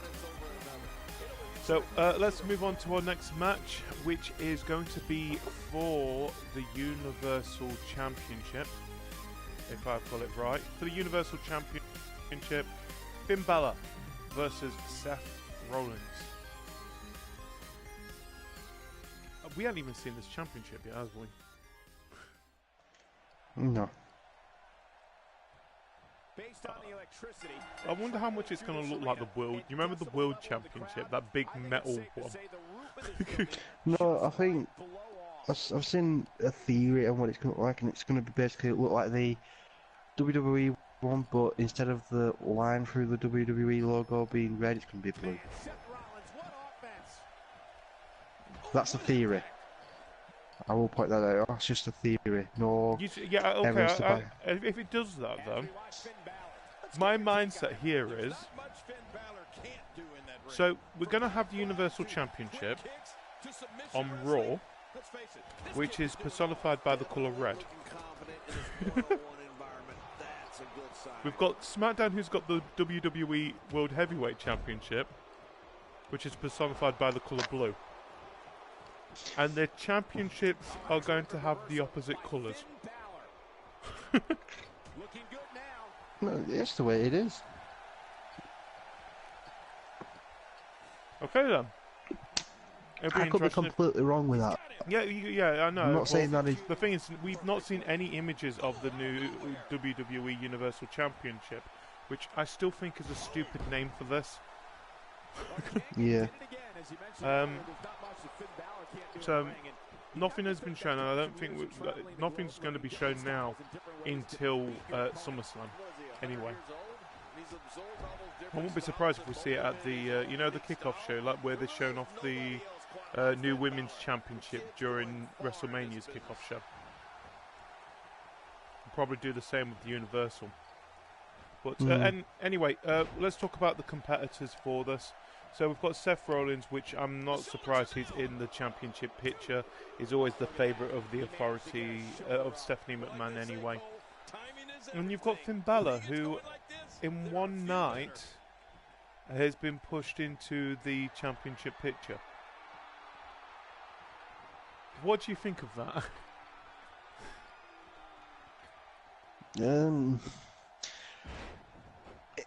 I think he is... Because it seemed sort of high, they knew that he was gonna. You knew he was gonna get a really big push really early, and you can't really argue. And I think unless you got Roman Reigns route, realistically, who else can really go for it? Kevin Owens maybe, but you know, he's not been really pushed as a full main eventer yet. But then again, because that of what the plan was going to be. Going back to the whole wellness policy suspension for Roman Reigns, which we will keep going back to many times. Is it maybe was it supposed to be Roman Reigns versus Seth Rollins at that point? Yeah, but you got to think if he's not then going after. If he's going after Thinger, who's going after Rusev? And I'm looking at the list right now, and I can't see anybody that stands out as somebody who'd go after Rusev. I mean, we've had Tats O'Neill recently. That just went away. He's now facing Darren Young, pretty much. Yeah, he's all taking point. Kevin Owens is already a heel. Yeah. You go to someone like Jack Swagger again. That's been done. You could have gone for CESARO maybe, or Neville, but you know, Neville versus Rusev, you don't expect Neville to win, so there's no believability there. Sami Zayn, really, maybe. But then again, you wouldn't have that whole patriotic side of it. The thing is, what you've got with Roman Reigns, you still Yeah, have but got that no matter who you side. throw in there, they could have made a story out of it. It didn't have to be about the patriotism. It could have been about how Sami Zayn is constantly written off and he's the underdog, and like you have Rusev saying, "Oh yeah, you're not in my league," sort of thing. But yeah. But then I think this is going to be an extremely good match anyway. The Fin Balor, Seth Rollins. Yeah, you'll have lots of high-flying moves. You'll have lots of be fast. You know, it'll be good. But another question here then. Who do you think we're going to see? Do you think we're going to see Fin Balor or the Demon? Demon. Same it's disappointing me though that they've debuted the Demon on Raw. I know, you should have done it on SummerSlam. But then again, I wouldn't be. This is more likely. No, it won't be. Is it a stadium pay-per-view, or is it going to be in arena? I've got the thing here. Why am I asking? It is. My thing's decided to crash. So, oh, here we are. I've got it. No, I haven't. Moved down. Barclays Center. So it's an arena pay-per-view. I think. Yeah. So yeah, they could have easily done the Demon coming out during that. I think the problem is, if it was a stadium one, you have the same problem. You remember when we had Undertaker versus Bray Wyatt? Not this WrestleMania, but the WrestleMania before. Where I think a lot of the atmosphere got ruined because it was still quite light outside anyway. Yeah. I think you could have that same problem with the Demon entrance as well. Is that... Yeah, I mean, it's all about timing. I mean, they'll know what time the sun's supposed to go down, so they'll know when it'll get dark and all this, so it's... But then again, they don't have this problem with this. If it's in an arena pay-per-view, then yeah, you could have shown the Demon off during SummerSlam itself, which would have been great. But anyway, my question, who do you think's going to win? Who do you think's going to be the Universal Champion? Fin Balor. I'm going to agree with you. I think it's going to be Fin Balor as well. The reason why I say Fin Balor is Seth Rollins has had too many firsts to his name already. Oh god, yeah. That's been the first Universal Champion. That's been the whole He's the starting point of this, hasn't it? Yeah, he's the first the Shield to win the title. He was the first person to cash in on the men for WrestleMania and Money in the Bank. He was the first NXT person to have champion. world. He was the first world and US champion simultaneously. Too many firsts for him. Oh so god, how much give it to it somebody else. You know what? I want to see that because you know it's going to end up going into an even better story. Because Seth Rollins will be pissed off if he loses to Fin Balor and lose that first. But according to the game, they think Seth Rollins is going to win. Both of us think it's not. We both think it's going to be Fin Balor, and I'm hoping it is because you've got a great story idea if you do let him win this match. But yeah, we are moving on to our last match of SummerSlam. It is the marquee match. Once we give him the championship. There we go. There you go, Seth Rollins. You can have that little championship. That's what I think that's going to look like. It's WWE, but with like a, like a world logo on the background of it. Well, I've just looked at thinking, nobody knows thing here. We'll see what images they had. And there were some cool images, but they were. Yeah, there's some good designs for the idea of it. One of them, I think, and the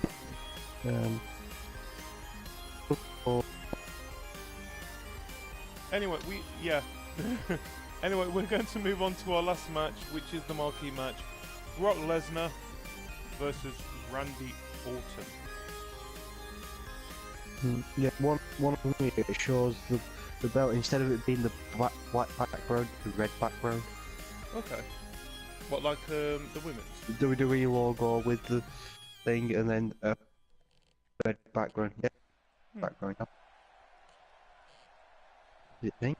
The Viper heads into action here. No, it's red. As one of the most decorated superstars of all time. Yeah, and you know, on top of all his championships, let's not forget that Randy Orton has also won the Royal Rumble. Anyway, and mate. the Money in the Bank briefcase. Here we are. The last match. Brock Lesnar versus Randy Orton. This is the brand match, if anything, into. Well, this match was announced before. Yeah, but we can count it as the brand match because this is the only match which has got SmackDown versus Raw. Yeah, it's not a brand match. It's just the match. A match because Brock Lesnar only does strike appearances, so it's like, right, who's the opponent going to be this time? Yeah. You don't just throw anybody in there. It's going to be somebody specific to him. Somebody who, like, Randy Orton and Brock Lesnar have never met, as far as I'm aware. Well, Like in the ring. it was a great way how they actually did meet each other in the ring for this pay-per-view, where we had Paul Heyman saying that he will never RKO Brock Lesnar, and then he does. I think what they've done with the short amount of time, they have actually done something quite good with this. The thing is, I am looking forward to seeing this match for the fact that, okay, we know what Brock Lesnar is going to do. He's going to use the same move over and over again because that's what he does. But I'm more interested to see what Randy Orton does in this match. You're right. Sorry, I'm just watching a video on quiet for it. Right, I'm back. You're back. Welcome back. So what do you think of this match, Brock Lesnar versus Randy Orton? Brock Lesnar's going to win it. Randy Orton doesn't need. It doesn't matter if Randy Orton loses or not. Brock Lesnar's going to win it because it's how his character is. If you beat Brock Lesnar, you are immortal. It's significant if you can beat Brock Lesnar. It's like it's putting you on a certain level of very few people that can beat him. It's like there was a match that was going to happen on Raw this week, and I thought Brock Lesnar's opponent, he had such a good chance of beating him. Unfortunately, he didn't. But then again, it was Heath Slater, so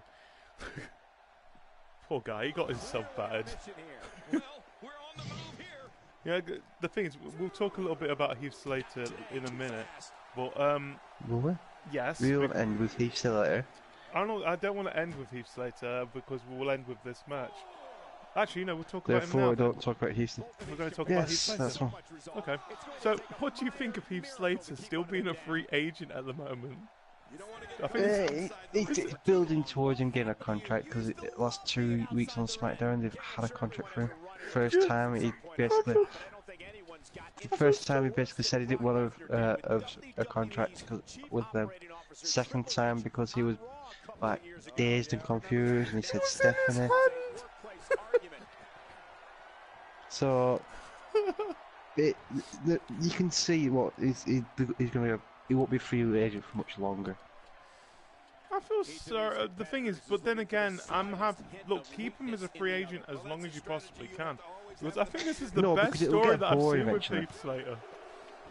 But because I'm actually looking forward to seeing the Heath Slater part of the shows. Where he's coming out, who the hell is he going to be challenging this time? Is Brock Lesnar? Why?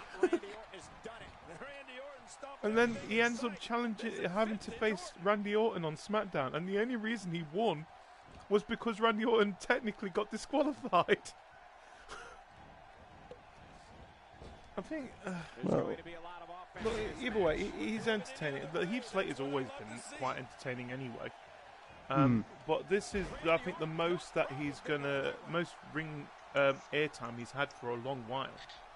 Yeah, I mean, he had his social outcast thing, but that wasn't just him. I think this is it's giving us the entertainment value, like you say. Yeah. Right. Now, you said that you think Brock Lesnar is going to win this match, right? Yes. I think he's going to win this match, but he's going to get this because Randy Orton's going to get disqualified. Because no, because that'll detract from the no. Because I think someone's going to get involved in this match. What, and lead Randy Orton's next feud? No, and be Brock Lesnar's next feud. Brock Lesnar doesn't do that.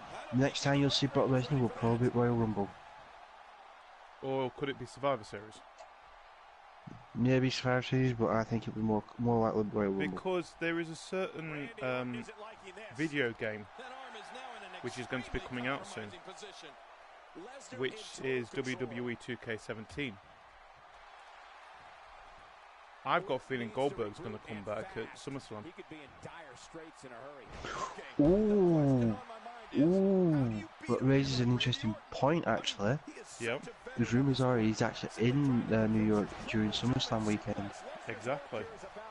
So, what happens if we say at Survivor Series have Brock Lesnar versus Goldberg? No. I'm saying no about what you're saying about Randy again. Disqualified. I don't think Goldberg would make his entrance then. I think he'd wait till Brock Lesnar had won, and then he'll strike. Yeah, because he's got no reason to get involved in the match. But if he does it after the match is thingy, then that's like the cut-off point. Randy Orton's now got nothing to do with these two. Whereas if he gets involved with Randy Orton and gets Randy Orton qualified, he's then against Randy Orton as well. Randy Orton's got reason to go after him. But it does me to a point. Do you think Goldberg is going to be there? And do you think it makes more sense of him going to be there for the fact that we've seen Goldberg show up so often, and especially when it comes to the WWE games, when someone is shown in a WWE game, they somehow manage to be there at WWE at some point during that game. For example, like was it the last one was Sting, wasn't it?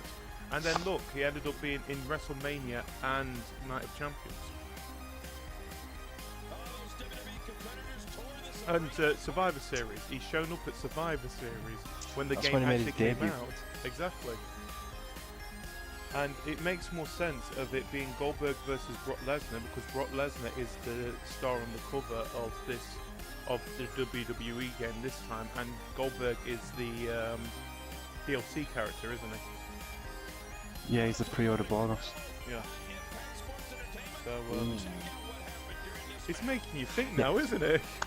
Brock Lesnar's going to win, and if Goldberg is going to get involved, it'll be after the match.